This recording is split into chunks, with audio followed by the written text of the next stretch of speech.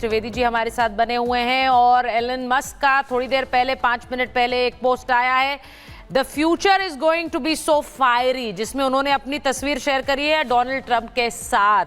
तो अब आप सोच लीजिए, वो अपनी जीत डिक्लेयर कर रहे हैं कि अमेरिकी राष्ट्रपति अगले डोनाल्ड ट्रंप ही होंगे।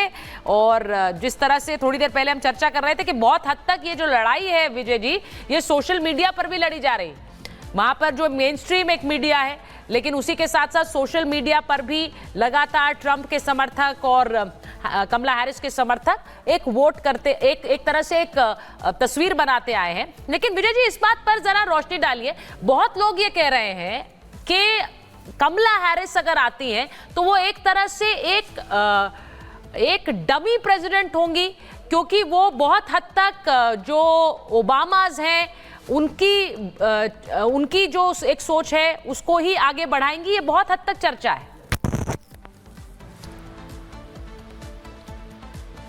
आवाज नहीं आ विजय जी, आप अनम्यूट कर लीजिए। म्यूट कर लिया आपने।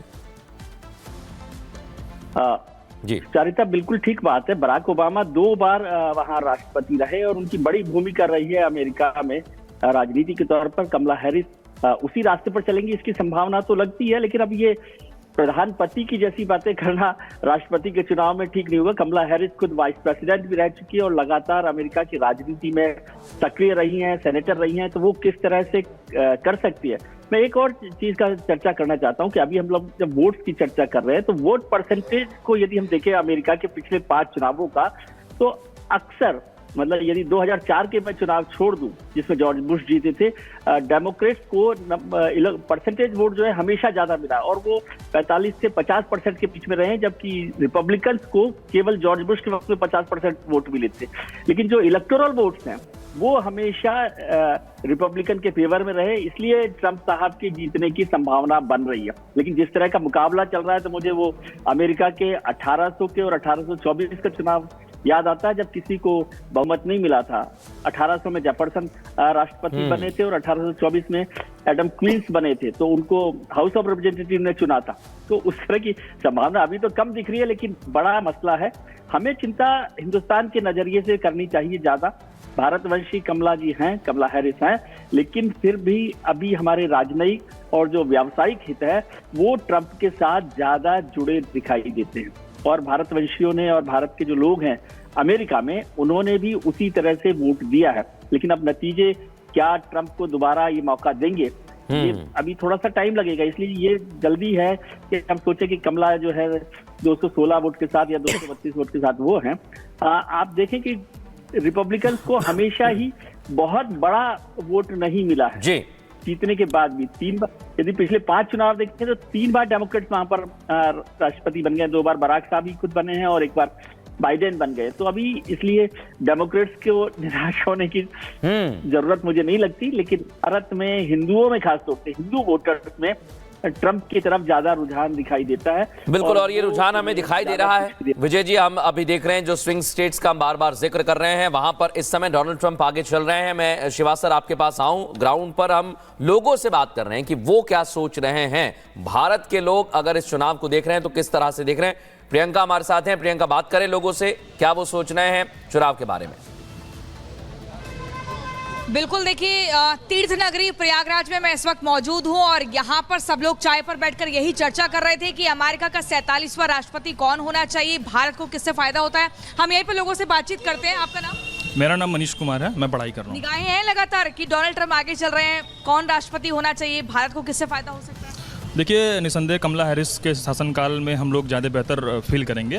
डोनाल्ड ट्रंप जिस तरीके से आ रहे हैं और जिस तरीके से इमिग्रेशन पॉलिसी की वो बात कर रहे हैं, वो यकीनन भारतीयों को बड़ा खतरा होने जा रहा है। और न सिर्फ भारत को ही बल्कि एक ओवरऑल ग्लोबल सिनेरियो को भी नुकसान पहुंचने जा रहा है। आपकी चॉइस कमला हैरिस है? जी हाँ, क्योंकि देखिए डोनाल्ड ट्रंप की अगर बात की जाए, हालांकि वो नतीजों में चॉइस नहीं, मजबूरी है। क्योंकि डेमोक्रेट्स ने भी जिस तरीके से फिलिस्तीनियों का कत्लेआम करवा रहे हैं लगातार, तो वो मजबूरी है उनको चुनना।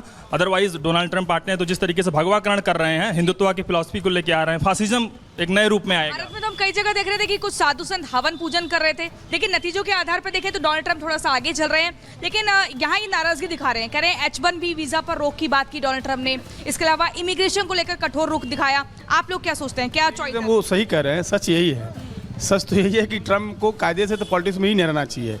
ऐसे लोग जो पॉलिटिक्स से बाहर हो जाना चाहिए। बिल्कुल ऐसे लोग जो इंसानियत को तवज्जो न देते हों, जो महिलाओं के बारे में उनकी अच्छी राय न हो, सोसाइटी के बारे में अच्छी न राय हो, तो ऐसे लोगों को पॉलिटिक्स में भी नहीं रहना चाहिए, तो मेरा मानना है। और उसका जिस तरह का बयान आता है, जिस तरह का बयान आता कौन से बयान से नाराज हो सबसे? अरे बहुत सारे बयान है। एक बताओ। तो गोरा काला किसने बात किया, चलिए किसने अब शब्द बोला? ठीक है, चलिए बताइए, रेसिज्म को लेकर आप बात कर रहे हैं, यहाँ पे बताइए 47वां जो राष्ट्रपति है अमेरिका का वो कौन होना चाहिए, कमला हैरिस या फिर डोनाल्ड ट्रम्प? हालांकि अभी कुछ भी कहना जल्दबाजी है, लेकिन आपकी चॉइस। नहीं, on the win time lead देखते हुए तो ट्रम्प ही वापस बैक कर रहे हैं। वैसे चॉइस ये है कि कमला हैरिस होनी चाहिए। दुनिया में जिस तरह का, देखिए पूरी दुनिया में जिस तरह पॉलिटिक्स चल रहा है, कोविड ने बताया कि दुनिया में ऐसे लोगों की जरूरत है जो इंसानियत की बात करे, मानवता की बात करे।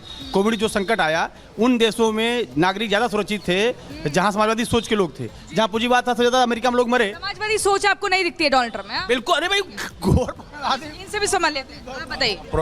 अप्रवासी भारतीयों के लिहाज से तो कमला हैरिस का जीतना बहुत भारत के हित में है, और ग्लोबल सिनेरियो में भी भारत के हित में है। जैसे यहाँ भारत में उत्तर प्रदेश की 80 सीटें और कहा जाता है भारत का चुनाव जब जीतना है तो सबकी निगाहें उत्तर प्रदेश पे होती है, वहाँ पर कैलिफोर्निया पर होती है और वहाँ पर बढ़त कमला हैरिस ने बना ली है। जी, तो कमला हैरिस जो है भारत के लिहाज से कमला हैरिस बेहतर है। और भारत की अगर डोनाल्ड ट्रम्प जीत गए, हालांकि यहाँ सबकी चॉइस कमला हैरिस है, तो क्या नुकसान ऐसा भारत को हो जाएगा जो हर कोई कमला हैरिस? डोनाल्ड ट्रम्प के जीतने से कोई नुकसान नहीं, क्योंकि हमारी पॉलिटिक्स जो केंद्र में बैठी है, विदेश नीति इतनी अच्छी है कि इंडिया के कोई खिलाफ वो काम कर ही नहीं पाएंगे, क्योंकि हमारी विदेश नीति इतनी अच्छी है। उसके अलावा हमारे पास वर्ल्ड का सबसे बढ़िया लीडर इस टाइम पे बिल्कुल जितना बढ़िया नरेंद्र मोदी। और लोगों से आप प्रियंका बात कर रही हैं, लोगों की चॉइस है, लोग चाहते हैं, लोग अपने तरह से सोच रहे हैं, लेकिन अभी आंकड़े हमारे सामने हैं सुचरिता, और ये आंकड़े बहुत कुछ कह रहे हैं, क्योंकि अभी इंतजार है स्विंग स्टेट्स का जहां पर डोनाल्ड ट्रंप बढ़त बनाए हुए हैं। जी, और 232 रिपब्लिकन्स के पास इस वक्त, यानी कि डोनाल्ड ट्रंप के पास, और 216 डेमोक्रेट्स के पास, कमला हैरिस के पास। मेजर जनरल सिवाच, आपसे पूछते हुए, क्योंकि हम बार बार इस बात को एक तरह से उजागर भी कर रहे हैं, हमने देखा भी है पिछले कई दिनों में जो वॉर फ्रंट्स खुले हुए हैं, और आप क्योंकि एक मिलिट्री नज़रिए से इसे देखते हैं, डोनाल्ड ट्रंप कमला हैरिस की जगह अमेरिकी राष्ट्रपति अगर बन जाते हैं तो आप तस्वीर और सिनेरियो कैसे बदलते हुए देखेंगे? क्या वो दुनिया की जंग रुकवा सकते हैं? क्योंकि वो दावे तो यही करते रहे हर बार है कि अगर कोई ये युद्ध रुकवा सकता है, स्पेशली रशिया यूक्रेन वॉर जो कि एक फ्रोजन कॉन्फ्लिक्ट हो गई है, लड़ाई चलती जा रही 3 साल से, इकोनॉमी को बहुत ज़्यादा नुकसान हुआ, पूरी वर्ल्ड की फूड फ्यूल फर्टिलाइजर के रेट बहुत हाई हो गए हैं, और उसके साथ साथ जो इजराइल के साथ मिडल ईस्ट में लड़ाई चल रही है ईरान और उसकी प्रॉक्सियों से, तो मुझे लगता है कि अगर लड़ाई रुका सकता है तो डोनाल्ड ट्रंप और कमला हैरिस में तो डोनाल्ड ट्रंप ही है, क्योंकि कमला हैरिस ने वही पॉलिसी फॉलो करनी है कि जो बाइडन की थी, और ये लड़ाई अभी तक चल रही थी, आगे भी चलती जाएंगी। मगर डोनाल्ड ट्रंप को अगर आप देखें, जो रशिया यूक्रेन वार है, वो बार बार कह रहे हैं कि मैं इस लड़ाई को रुकवा दूंगा, और मुझे लगता है वो रुकवा कैसे सकते हैं। देखो, सच्चाई यह है कि एक तो अमेरिका फर्स्ट उनकी पॉलिसी है, वो नहीं चाहते कि जो अमेरिका ज़्यादा पैसा खर्च करे डिफेंस में नेटो के लिए, वो कहते हैं हर देश 2% ऑफ जीडीपी इस्तेमाल करे, ये अमेरिका ही आपकी लड़ाई नहीं लड़ेगा। वो ये उनका नज़रिया ये है कि यूक्रेन ये लड़ाई नहीं जीत सकता, यूक्रेन को आप हथियार देते रहेंगे, लड़ाई बढ़ती रहेगी।